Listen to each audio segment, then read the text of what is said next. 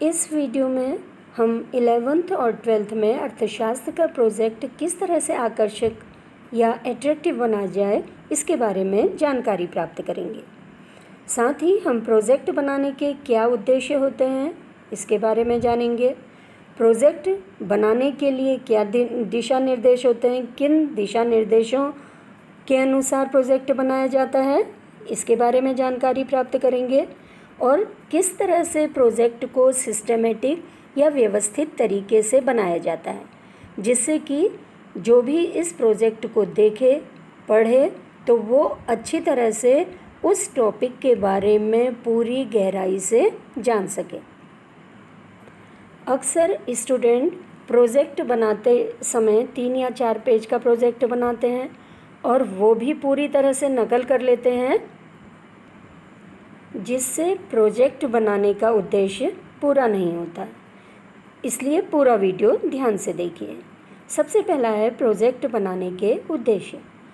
पहला इसका जो उद्देश्य है यह प्रोजेक्ट बनाकर हम अपने विषय के बारे में अपने अनुभव से सीख सकते हैं। अपने अनुभव से इसलिए क्योंकि प्रोजेक्ट बनाने के लिए हमें बहुत सी शोध करना पड़ता है, रिसर्च करनी पड़ती है।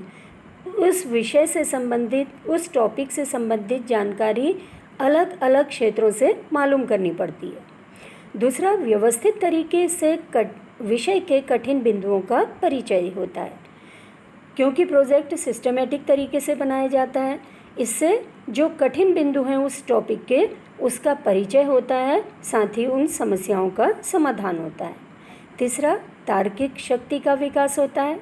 चौथा, स्वयं के दृष्टिकोण का विकास होता है। इसी तरह से 5वां उद्देश्य है पाठ्यक्रम में दी गई अवधारणाओं की समझ विकसित करने का अवसर प्रदान होता है। तो इस तरह से ये प्रोजेक्ट बनाने के उद्देश्य हैं। अब है प्रोजेक्ट बनाने के सामान्य दिशा निर्देश क्या हैं या गाइडलाइन क्या है। सबसे पहला, प्रोजेक्ट मौलिक होना चाहिए। मौलिक का मतलब है हमें स्वयं द्वारा तैयार करना चाहिए। ऐसा नहीं कि कहीं से नकल कर लिया, पूरा का पूरा कॉपी कर लिया, वो प्रोजेक्ट का उद्देश्य पूरा नहीं होता। दूसरा, प्रोजेक्ट रिपोर्ट हाथ से लिखी होनी चाहिए, मतलब प्रिंटेड नहीं होनी चाहिए, इसे हाथ से लिखना चाहिए। तीसरा, प्रोजेक्ट कम से कम 20 पेज का तो होना ही चाहिए। चौथा, जो इसकी मेन गाइडलाइन है, जिस पेज में प्रोजेक्ट बनाया जाए, जिस पेज में प्रोजेक्ट बनाया जाए उसके एक साइड लाइन और दूसरी साइड ब्लैंक होना चाहिए, खाली होना चाहिए एक साइड और एक साइड लाइन होनी चाहिए। तो इस तरह से इन दिशा निर्देशों को अगर हम फॉलो करेंगे तो हमारा प्रोजेक्ट बहुत आकर्षक और एट्रैक्टिव बनेगा। प्रोजेक्ट कैसा होना चाहिए? सबसे पहला, प्रोजेक्ट का टॉपिक ऐसा हो जो विषय को कवर करे या अर्थव्यवस्था में जो परिवर्तन हो रहा है उससे संबंधित प्रोजेक्ट हो सकता है। मतलब जो आपके विषय के अंतर्गत सामग्री आती है, टॉपिक इस तरह का लिया जाना चाहिए। या साथ ही हमारे आसपास हम देखते हैं अर्थव्यवस्था में बहुत से परिवर्तन हो रहे हैं, उससे संबंधित टॉपिक भी लिया जा सकता है। प्रोजेक्ट में आपके द्वारा कितना रिसर्च या शोध किया जा रहा है ये भी देखा जाता है कि इसमें कितना मौलिक कार्य है। तीसरा, प्रस्तुतिकरण या प्रेजेंटेशन कैसा है। यहाँ पर प्रेजेंटेशन का मतलब है हैंड राइटिंग कैसी है, कितनी सफाई से बनाया गया है और किस तरह से डेकोरेट किया गया है। यहाँ पे डेकोरेशन से मतलब फूल पत्ती बनाने से नहीं है। यहाँ पे डेकोरेशन से मतलब है कितनी सफाई से बनाया है, कितने आंकड़े हैं, कितने ग्राफ हैं, ये सब देखा जाता है। साथ ही जो प्रोजेक्ट बनाया जाए उसकी गहराई से नॉलेज होनी चाहिए। यहाँ पे देखिए 12th के लिए कुछ प्रोजेक्ट दिए गए हैं। इनमें से कुछ प्रोजेक्ट ऐसे हैं जो 11th वाले भी बना सकते हैं, 12th वाले भी बना सकते हैं, लेकिन कुछ प्रोजेक्ट ऐसे हैं जो केवल 12th वाले ही बना सकते हैं। यहाँ पे जो टॉपिक दिए हुए हैं, जैसे भारत में निर्धनता, भारत में बेरोजगारी, या जो भी टॉपिक इसमें दिए हुए हैं, इसके अलावा भी हम अपने जो विषय से संबंधित कोई भी प्रोजेक्ट ले सकते हैं। साथ ही जो अर्थव्यवस्था में परिवर्तन हो रहे हैं उससे संबंधित भी कोई भी प्रोजेक्ट का टॉपिक हम ले सकते हैं, उस पर हम अपना प्रोजेक्ट बना सकते हैं। लेकिन प्रोजेक्ट बनाने के लिए हमको पूरे जो भी टॉपिक है उसके पूरी गहराई से उसका अध्ययन करना पड़ता है। अलग अलग जगह से, न्यूज़पेपर से, मैगज़ीन से, नेट के द्वारा हमें उससे संबंधित जानकारी प्राप्त करनी पड़ती है। यहाँ पे देखिए 11th के प्रोजेक्ट के टॉपिक दिए हुए हैं, जैसे आधारिक संरचना, स्वतंत्रता के बाद भारत की अर्थव्यवस्था में बदलाव, निर्धनता, भारत में रोजगार के अवसर या ग्लोबल वार्मिंग, ऊर्जा के स्रोत, स्वास्थ्य, इस विषय पर भी प्रोजेक्ट बनाया जा सकता है। साथ ही दूसरे आपके विषय से संबंधित जो भी टॉपिक हैं उस पर भी आप प्रोजेक्ट तैयार कर सकते हैं। अब जैसे मान लीजिए हम स्वास्थ्य पर प्रोजेक्ट बना रहे हैं, तो हमें सबसे पहले स्वास्थ्य क्या है ये लिखना पड़ेगा। उसके बाद अच्छे स्वास्थ्य के लिए हम क्या कर सकते हैं, या भारत में स्वास्थ्य की क्या स्थिति है, अच्छे स्वास्थ्य के लिए हम भारत में क्या उपाय कर सकते हैं। साथ ही सरकार के द्वारा कौन कौन सी योजनाएं चल रही हैं, ये सब लिखा जा सकता है। अब देखिए, पूरा प्रोजेक्ट एक ही पेन से अच्छी राइटिंग में सफाई के साथ बनाना चाहिए। उससे प्रोजेक्ट आकर्षक लगेगा, देखने वाले को अच्छा लगेगा और उससे जो हमें समझना है पढ़ने में आसानी होगी, समझने में उसको आसानी होगी। प्रोजेक्ट ऐसा नहीं कि एकदम से हमने फेयर कर लिया, फाइनल प्रोजेक्ट तैयार कर लिया। इसके लिए पहले हमें रफ़ में बनाना पड़ता है। इसे पहले रफ़ में बनाएंगे और उसके बाद फाइनल प्रोजेक्ट बनाया जाता है। जिस भी पेज में प्रोजेक्ट बनाया जाए उस पर पहले आउटलाइन कर लेनी चाहिए। फूल पत्तियाँ नहीं बनानी चाहिए, फूल पत्तियों से वो विषय से भटक जाता है प्रोजेक्ट।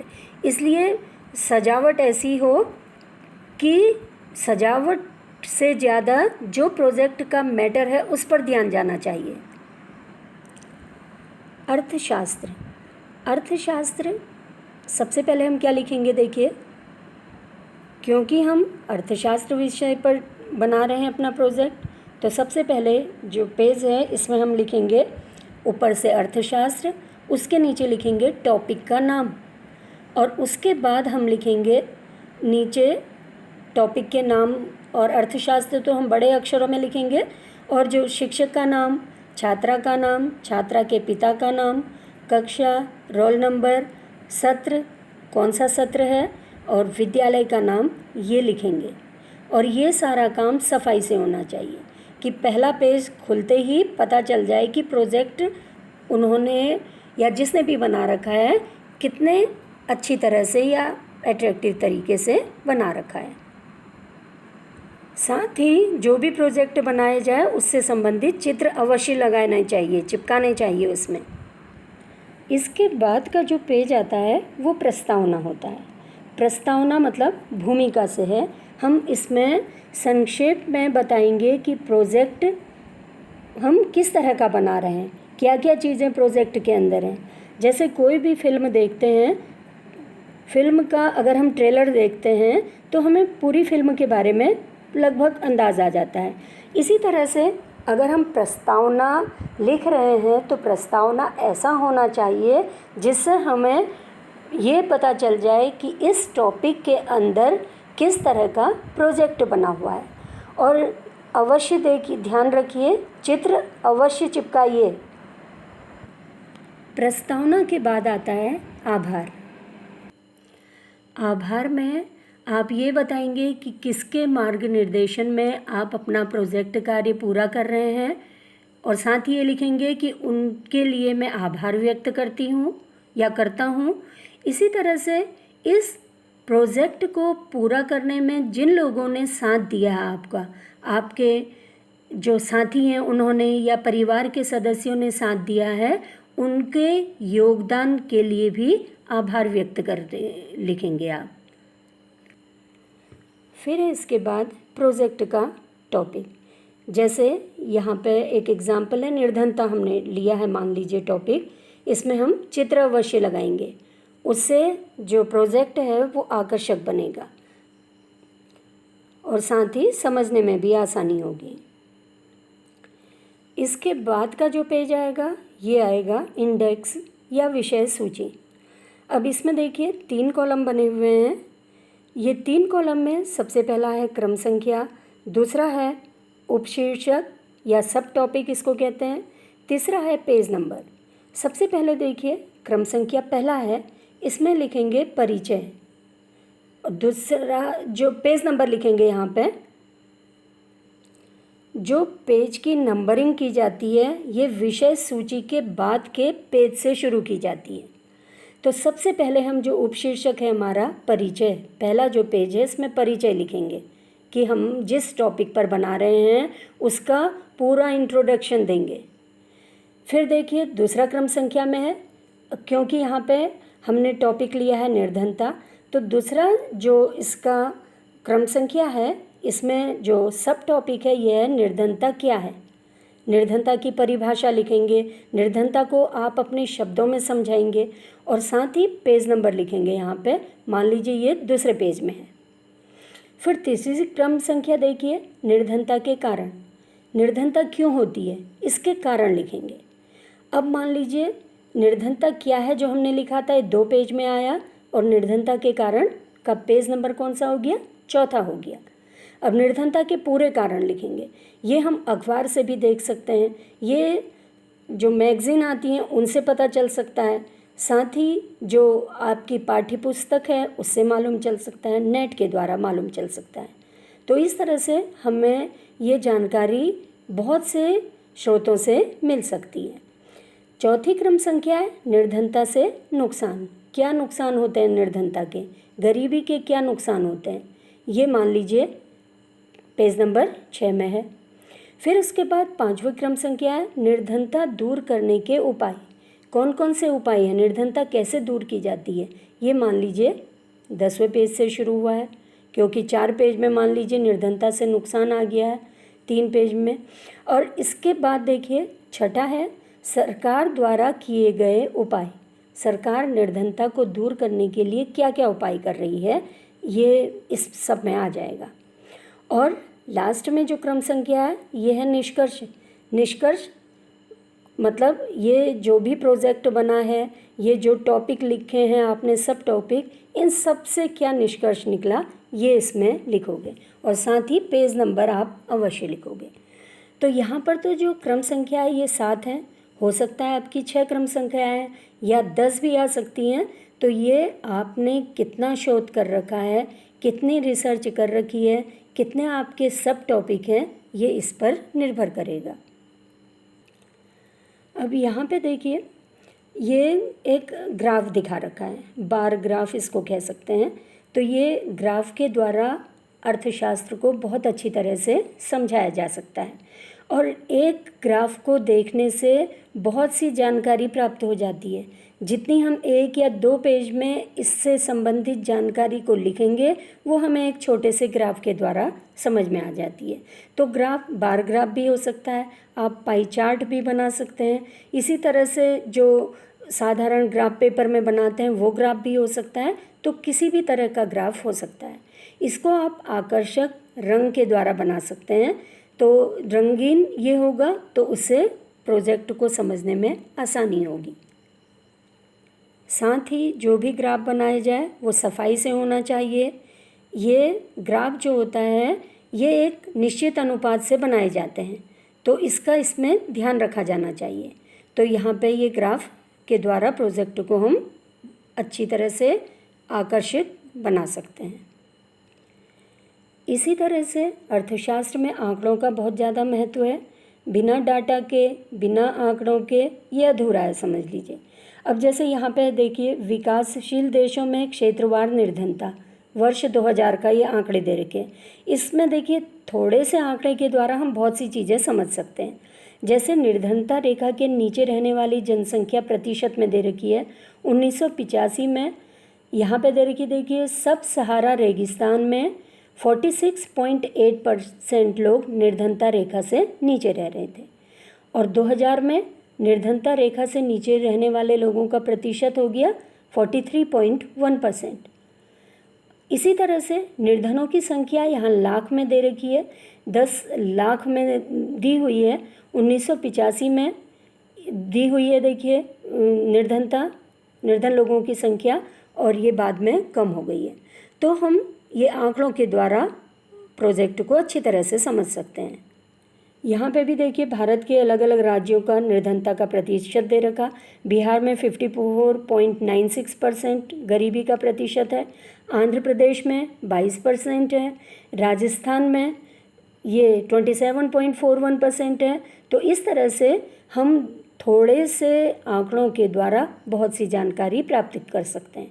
तो आंकड़ों से अर्थशास्त्र को समझना अधिक आसान हो जाता है, और अगर हम इसी को वर्णन करके लिखें तो वो समझने में मुश्किल होती है।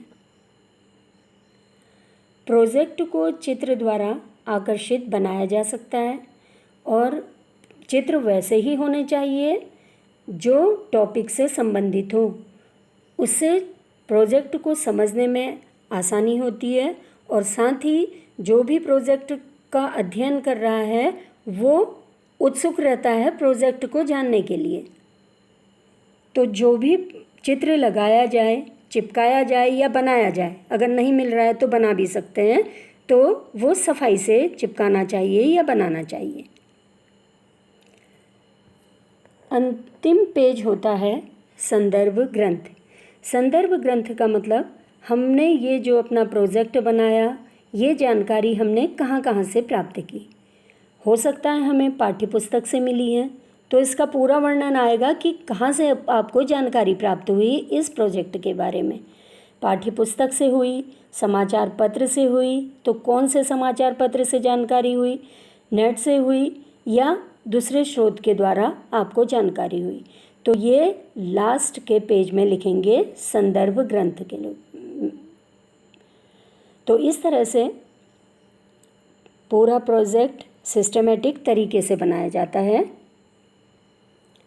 तो इस तरह से प्रोजेक्ट बनाते समय ध्यान देने वाली बातें हैं, राइटिंग अच्छी होनी चाहिए, सफाई से काम होना चाहिए, आउटलाइन होनी चाहिए, बहुत ज़्यादा सजावट से बचना चाहिए, चित्र सफाई से लगाए जाने चाहिए।